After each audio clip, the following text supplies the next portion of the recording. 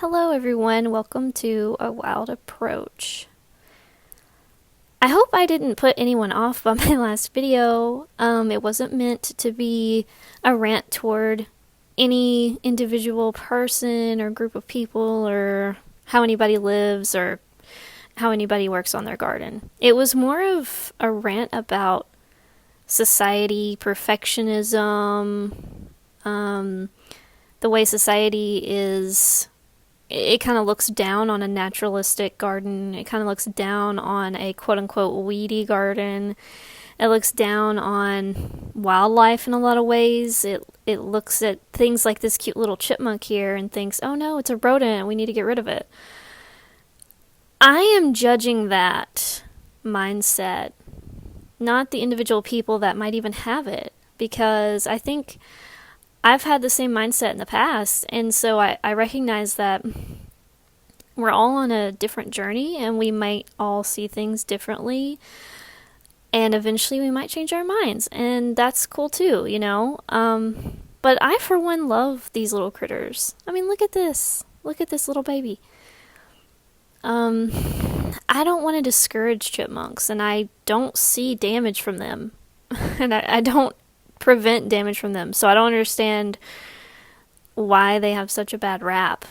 I mean, you could maybe make the argument that they might sometimes eat some of your crops that you grow for yourself, but I think there are ways around that. I think there are ways to grow food for yourself in a caged area.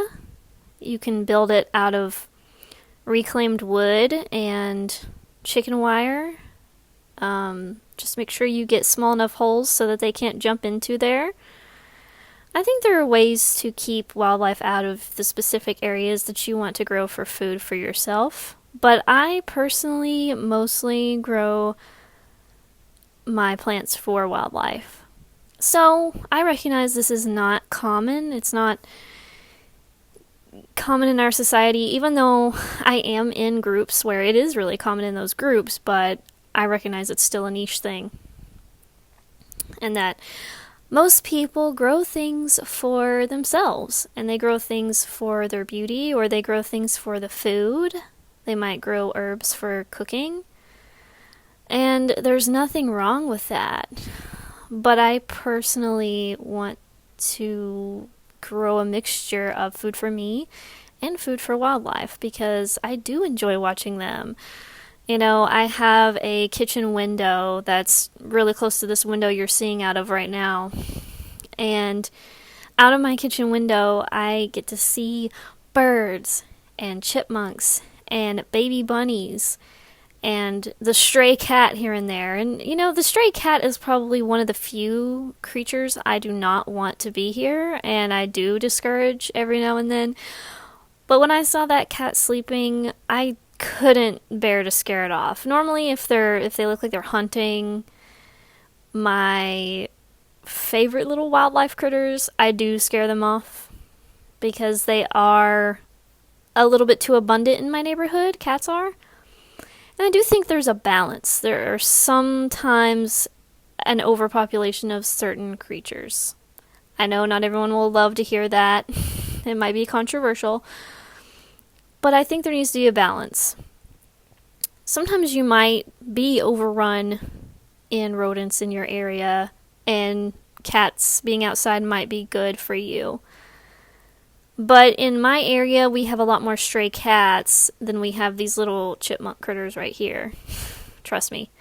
And that's just how it happens to be. I'm also in a city environment. I'm in an urban environment. So the wildlife is gradually moving in, but it started out as basically a barren wasteland that only had squirrels, and now I'm seeing more and more different kinds of wildlife coming in, and I just want to avoid spraying simply because I know from what I've read that multiple kinds of sprays are harmful for these critters. And, you know, this chipmunk is eating some kind of pea, like I think it's in the pea family pod, off of one of these little weedy vines that just grow just invasively, I would probably say. I think it is considered an invasive. But I look at it differently now because I see that my chipmunks eat these when there's not much else going on and there's not much else to eat. I have the philosophy that if you have the resources, if you have the means, that you should replace the invasives with natives, and that you should specifically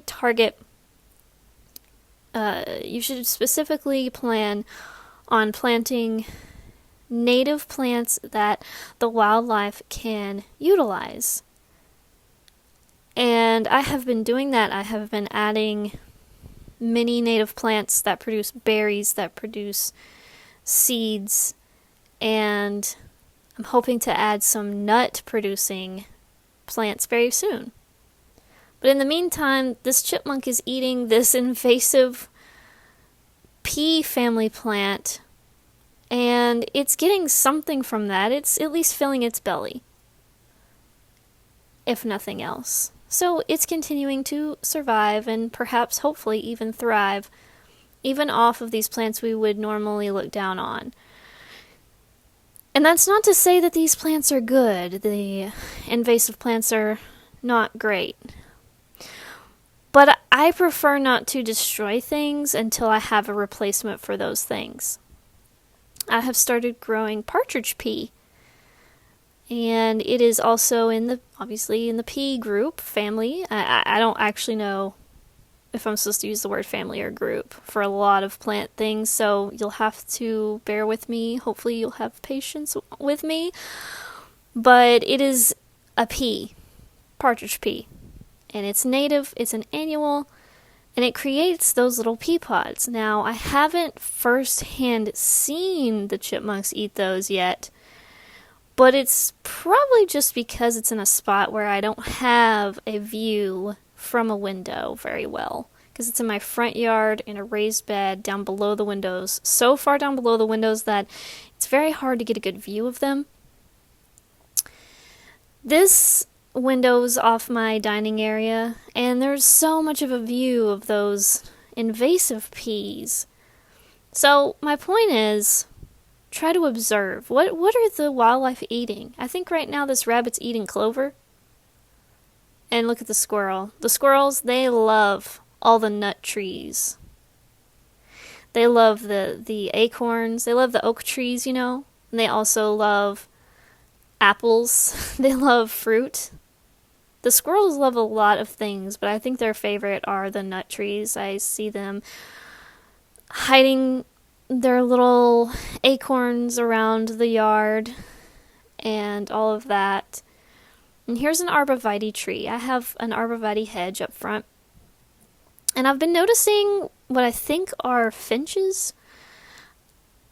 I'm not sure. I know these look like tan or brown with some white. But in a minute, you're going to see a red one. So I think these are technically red finches. And I think the females are the tannish brown color that you see right now. Sort of a sandy color. And then the red ones, I think, are the male house finches. Red finches. And if you can see, there's a little opening in the arborvitae, and there's a twig or a piece of grass. Some kind of little piece of grass or twig or something hanging out below that red finch there. I think that's where their nest is, because they have been going in and out. They've been bringing pieces of twigs and pieces of cut grass and things into that arborvitae. So I think they have a little nest started. And here's a goldfinch. At least I think it's a goldfinch. I'm still learning my birds. And I don't know exactly what it's doing. I don't know if it's eating the flower itself or if it's eating bugs off of the flower. And here's just a nice little spot with the arborvitaes, the hollies, the cypress, the oak leaf hydrangea, some sweet alyssum. I have some dill. I have a little blue Wichita juniper, a redbud tree over to the right. It's kind of in the middle of the screen now. some purple coneflower in the background, some Joe Pye weed, and to the right I have a crepe myrtle tree. The crepe myrtle tree is a tree my mom and I planted together years ago, back when she was still alive. So back then I didn't really know anything about native plants, so if I had to start over, I would put a native tree in the middle instead of a crepe, but here we are. So it's a memorial tree for me now, and I think the only way I'd get rid of it is if it just struggled too much and I wanted to replace it because of that. So, because it has memories attached to it. And there's the black cherry tree. That is my current shade tree I'm growing. It should get max, well, I don't know if there's really a max for trees. I mean, if a tree's really happy and it's a big tree, it can get like 100 feet tall perhaps, but I think the max is supposed to be 80 foot tall, and 50 feet wide, I think, is the max. And I did a measurement today and realized I think I planted it just the right distance from the house. It's about 25 feet from the house, so if it gets 50 feet wide, you take half of that, and that's the amount of space you need away from your house. So I think it worked out pretty perfectly. Anyway, thanks for watching. To support the channel, like the video, comment, and subscribe. You can also support my work by buying art from me at macylou.com. Thanks for watching!